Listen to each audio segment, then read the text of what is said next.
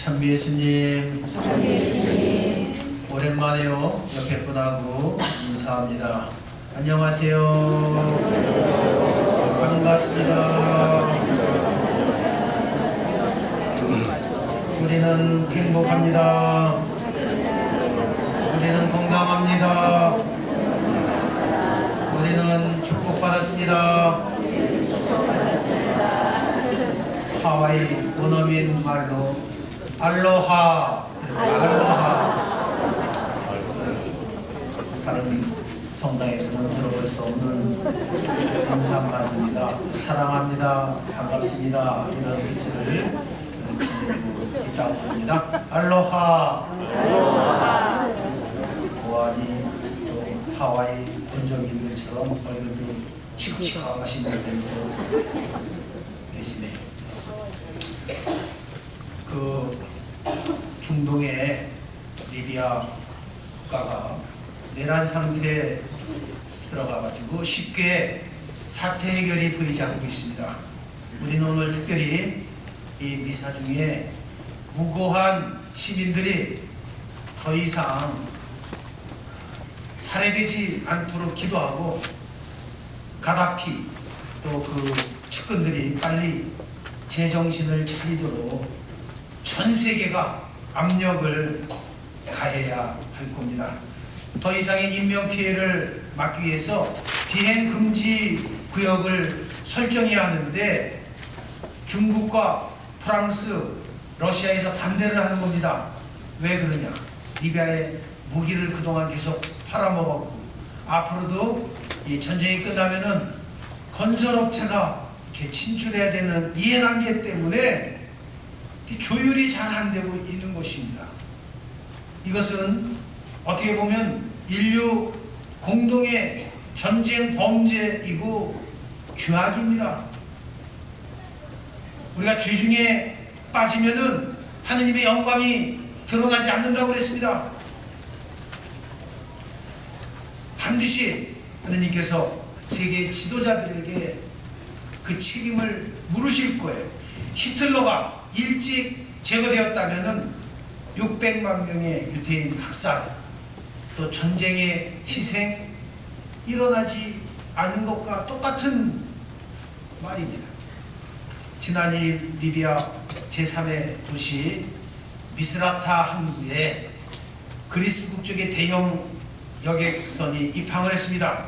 여기에는요 대우건설 현장 근로자들을 태워서 옆에 그리스 크레타 섬에 대피시키기 위해서. 그런데 이 배에 1100명이 탔는데 한국 사람은 100여 명이고 나머지는 이 대우건설이 고용한 방글라데시, 필리핀, 인도, 이집트, 튀니지 등 제3국 근로자라고 알려지고 있습니다. 이집트 근로자 무하마드는 이 대우건설, 현대건설 등이 자기들까지 챙겨줄 줄 몰랐다. 그러면서 우리는 살았다. 집에 돌아갈 수 있게 되었다. 한국은 친구를 버리지 않았다. 면서 이 감동의 눈물을 흘렸다고 전합니다. 이 중동에 진출한 한국의 건설회사가 너무도 자랑스럽고 한국인으로서 큰 자긍심을 느끼지 않을 수가 없는 겁니다. 아무리요 건설사가 돈을 많이 벌고 국익을 위해 애썼다 할지라도 이처럼 같이 그리고 함께 살자는 인간의 휴머니즘을 망각한다면 그것은 꽝입니다. 회사도 꽝이고 기업가 정신도 꽝이고 얼꽝 몸꽝 얼굴도 꽝이고 몸도 꽝이 되는 겁니다. 돈만 하는 짐승으로 전락하는 겁니다. 사실 다른 나라 건설업체들은요 제3국인 근로자를 챙기지 않았고 그래서 이집트 티니지 국경에 난민이 되고 있는 처지라고 전해지고 있습니다. 오늘 성경 말씀에 나에게 주님 주님 한다고 모두 하늘나라에 들어가는 것이 아니라고 경고하셨습니다. 저희가 주님의 이름으로 예언도 하고 마귀도 쫓아내고 많은 기적을 일으켰습니다. 그래도 물러들 가라. 나는 너희를 알지 못한다. 이 불법을 일삼는 자들아, 야단을 치고 계십니다.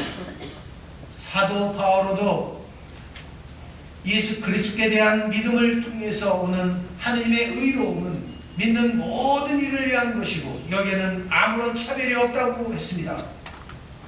믿음을 든든히 하는 것, 신앙을 성장시키는 것이 무엇입니까? 그것은 주님께 대한, 아버지 하느님께 대한 순명인 것입니다. 하느님 아버지의 뜻을 실천하는 것입니다. 옛날에요, 한 임금님이 신하를 불러서 명령을 했습니다. 이 우물물을 길러서 저기 밑빠진 항아리에 독에 물을 치우라고. 상식적으로 생각하면은 우물물을 길어서 밑빠진 독에 어떻게 치웁니까? 그런데 이 신하는 밤낮을 가리지 않고 우물물을 길러서 밑빠진 독에 갖다 붓는데 사람들이 다 손가락질을 하고 비웃는 겁니다. 저 바보 같은 녀석, 밑빠진 독에 물을 부은들 채울 수 있느냐? 그러나 이 사람이 하는 말이, 나의 어른은 임금님이다. 임금님은 내 위에 주권을 가지고 계신 분으로서 그분이 명령하신 것이면 내가 옳다고 생각하든 그러다고 생각하든 순종하는 것이 내 첫째 의무다. 이러면서 밤낮으로 우물물을 길러내니까 바닥이 났습니다.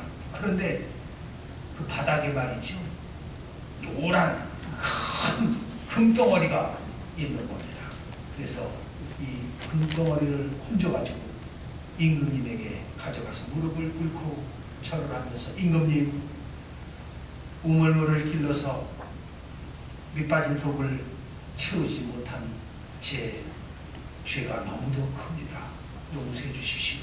그런데 우물물이 바닥에 났는데 큰 금덩이가 있어서 이렇게 임금님께 가져왔습니다.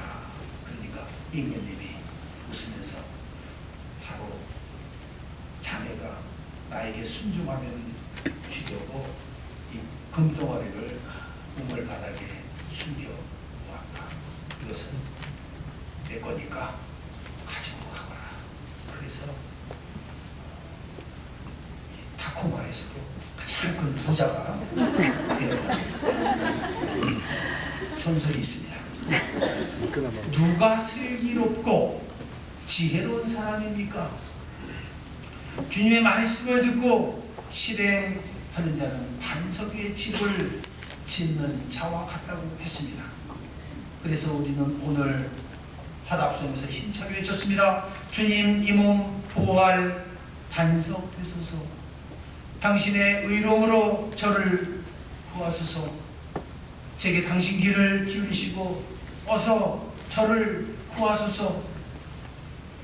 현 시대를 가르쳐서 중독의 시대라고 말합니다.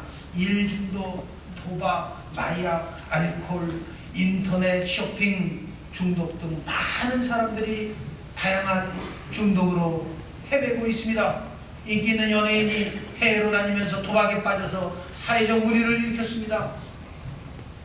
30, 40대 연령으로 대기업 직장인들은 50% 이상이 자신이 일 중독에 빠졌다고 믿고 있습니다. 무한 경쟁 사회에서 살아남기 위한 몸부림이 아닐 수 없습니다. 어제 신문을 보니까 한국의 사법 연수원생들이 집단 입소 거부를 했습니다. 왜 그런가 하고 물어봤더니 이제는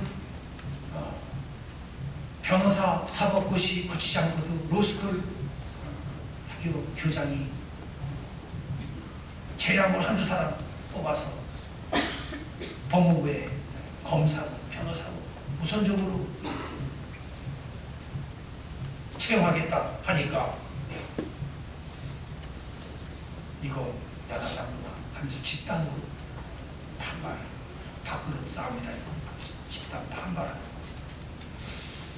세상에는 중독 현상과 관련해서 토마스 아퀴나스 성인은 의미 있는 말을 했습니다. 사람은 기쁨 없이 살 수가 없다. 그래서 진정한 영적인 기쁨이 없는 사람은 세속적인 쾌락에 중독이 된다고 했습니다.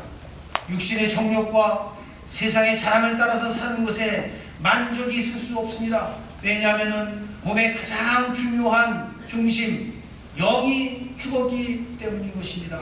영원한 것은 물질 속에는 없습니다. 그러므로 오늘 사도 바울의 말씀을 다시금 상기해야 할 것입니다. 우리가 믿음으로 신앙으로 의롭게 되는 것은 예수님의 거룩한 피로 속죄 희생 제물 때문이라고 강조하는 것입니다. 재물과 명예와 권력과 건강 등 모든 것이 주님께 속해 있습니다. 우리가 주님을 잘 섬기면서 살아갈 때 모든 것은 다 주님께서 알아서 채워주시리라고 믿어야 할 것입니다. 우리 모두 반석 위에 집을 짓는 슬기로운 신앙인이 되도록 이 미사 중에 주님께 간청하도록 합니다.